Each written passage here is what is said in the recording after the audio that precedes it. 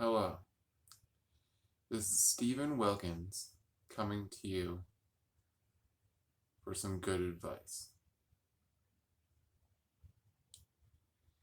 especially if you have schizophrenia.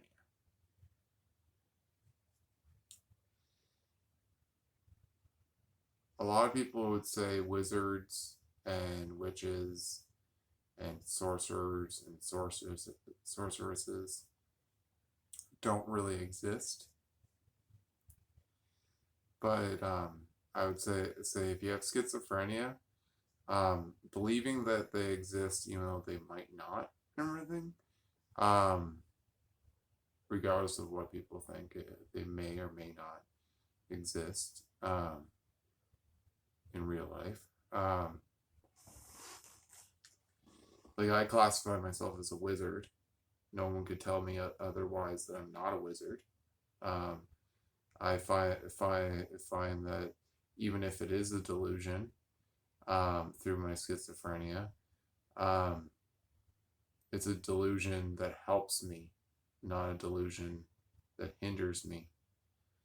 I find that believing that I'm a wizard um, helps me with a lot of my schizophrenic side effects and stuff like that. For example, visual hallucinations. If you have schizophrenia, you know what I'm talking about, like seeing things. You can, being a wizard, you can pass it off as being visions, right? Being able to see things of the future, see things of the past, see things walking around amongst you or around you that other people don't see, and everything. Then instead of being visual hallucinations, you're looking at them as being visions because you're a wizard, you know?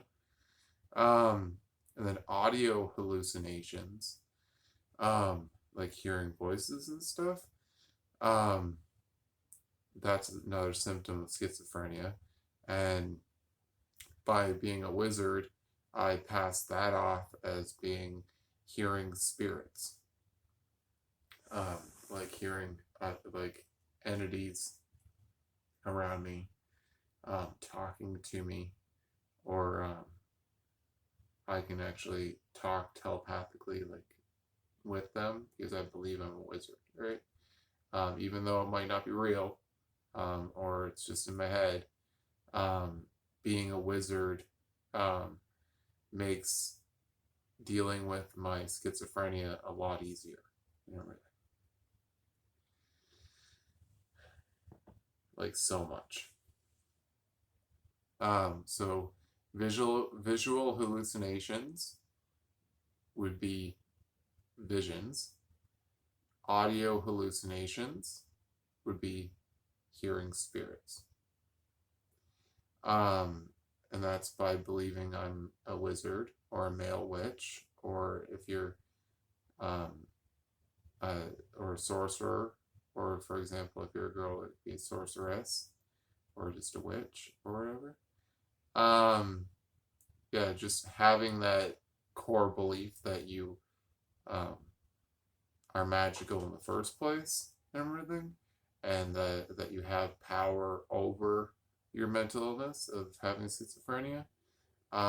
It'll help you so much more than not believing that you have that core power and everything that can control it. You know, because if I didn't believe I was a wizard, I'd be a mess. You know, like having schizophrenia is a lot to deal with, and by believing that I'm a wizard, um, it's a complete game changer. It makes it so you can either in time or fully, by believing that I'm a wizard, um, I be able to actually have power over your mental illness, which mine is schizophrenia. Um, the things that I practice being a wizard, that will help me with my schizophrenia, um, is mostly the mental things and the spiritual things. I have meditation. So by meditation, I mean clearing the mind or visualizing something in the mind and going places like dreams and stuff. Or then there's uh, create, like with meditation you can create dreams and go in them and walk around and everything with practice. Then there's daydreaming, which I'm really good at, like zoning out and daydreaming and going places that way and seeing things on different planes, different worlds and stuff like that that may or may not exist or I completely created in my head and everything. Um, then there's lucid dreaming through meditation or daydreaming. So you're not lucid dreaming while asleep in the first place. So because you're daydreaming while you're already awake and conscious, it makes the daydream a lot easier to deal with and a lot easier to actually conjure or make possible. If you do it when you're sleeping, there's more of odds that you'll just fall asleep and you'll waste that chance, you know. But if you do it through meditation or um, daydreaming to a lucid dream and everything, it makes it so you have control right off the bat, you know. But it just takes a lot of practice and a very um, good imagination. Um, Astral traveling or astral projecting. So that's basically making your spirit self step out of your body, go somewhere. It could be a fictional place or it could be a real life place. It's basically your imagination building what it would look like outside your body. You can step outside your body and turn around and look at yourself meditating in the chair, physically, while your spirit self is actually looking at yourself doing that. You know?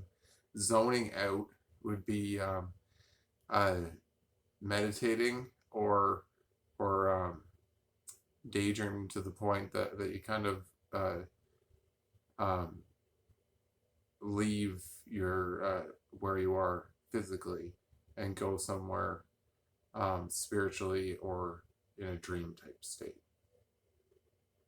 Like you can zone out by being deep in thought. You can zone out by and by being deep in thought, you can basically think visually. You can see things visually and very clear. And you'll snap out of it and be like, "Whoa, I was gone for a second there," you know. And you can actually say that you actually seen things while you were there. Or these things that I was just talking about, you can have combinations. So like meditation with daydreaming, right?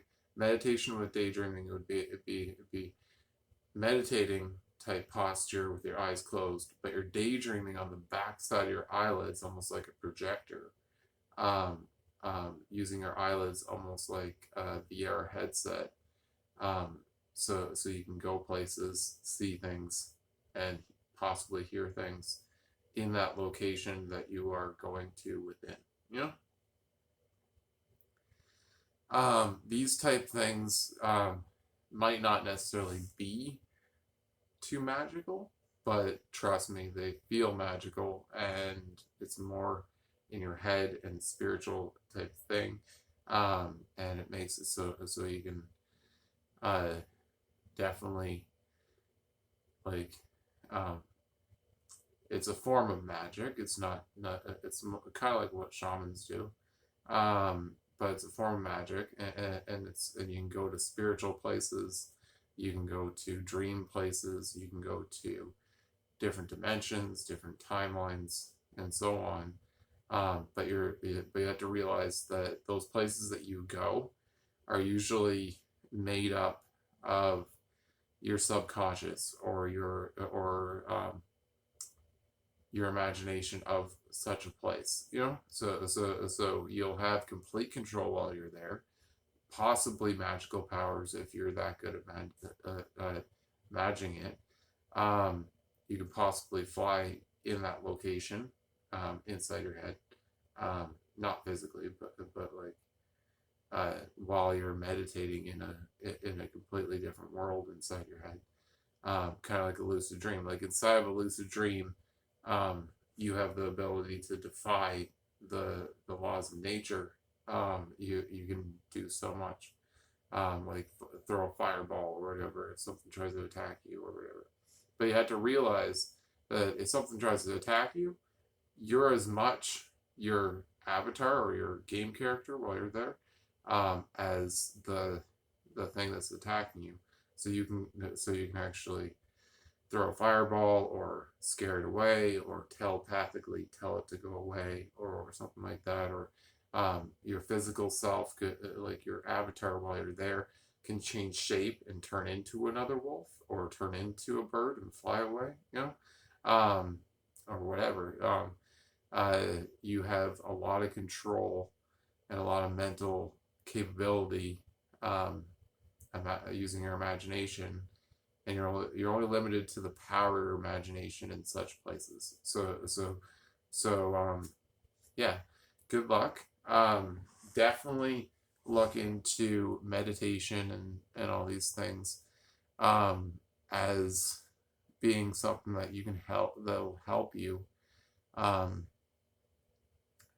deal with your schizophrenia if that's what you're dealing with. Because it's definitely something that with somebody with schizophrenia, um, or some other mental illnesses, could definitely, benefit from.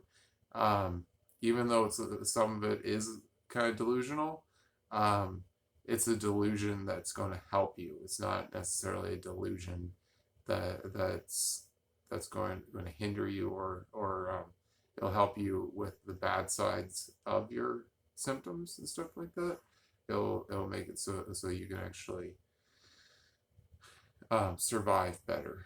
Um, so all power to you. Believe you're a wizard, or believe you're a witch, or a sorcerer, or a sorceress, because, um, yeah, like it'll help you if you have mental issues, and you need to, have some kind of rock that will keep you stable and be able to deal with and be in control of your illness, not letting the illness control you. Because if you let your illness control you, it's really hard to fight it.